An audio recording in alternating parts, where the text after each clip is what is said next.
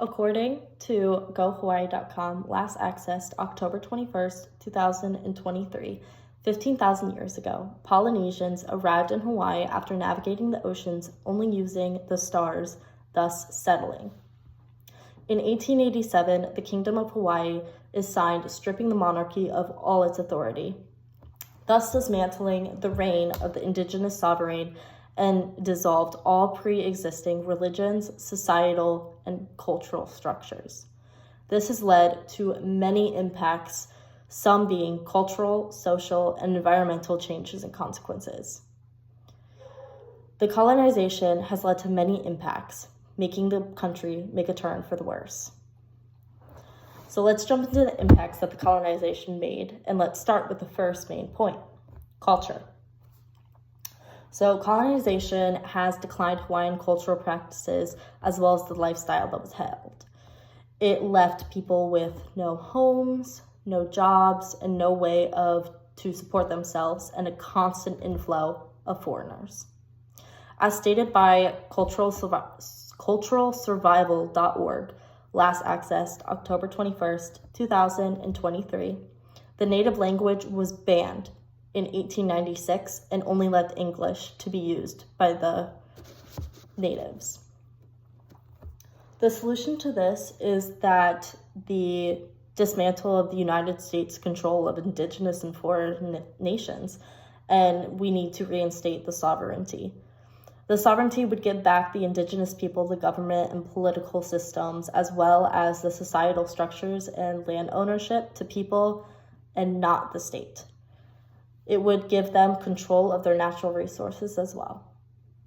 So now that we talked about cultural impacts, let's dive into the social impacts. So foreign diseases were spread, as well as healthcare got more expensive because capitalism began to rise. An influx of 28,000 people arrived in Hawaii after reopening for travelers after COVID. Emigration is fueled by the island's historic decline of native Hawaiians. According to ballardbreed.com, last accessed October 21st, 2023, diseases spread such as whooping cough, smallpox, and measles, which led to the declining population being reduced by 10%, along with the natives being excluded from these opportunities of their land and their own home. To cope with these issues and social and economic exclusions, locals left the island in search for higher wages and lower costs of living, as well as higher paying jobs. Now that the problem has been identified, we can talk about the solution.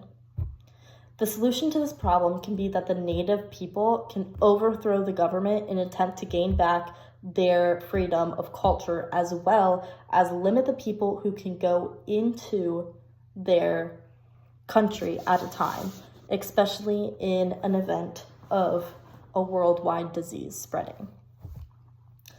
If, as a society, we apply this solution, it would ultimately save this country from losing itself, its culture, its language, everything. A good implementation would be that there would be less spread of diseases, as well as Native Americans would be able to resume their life without the fear of losing their home, not being able to support themselves, not being able to have a family because they can't support themselves, as well as not being able to afford healthcare and being scared of catching diseases that are coming from the foreigners.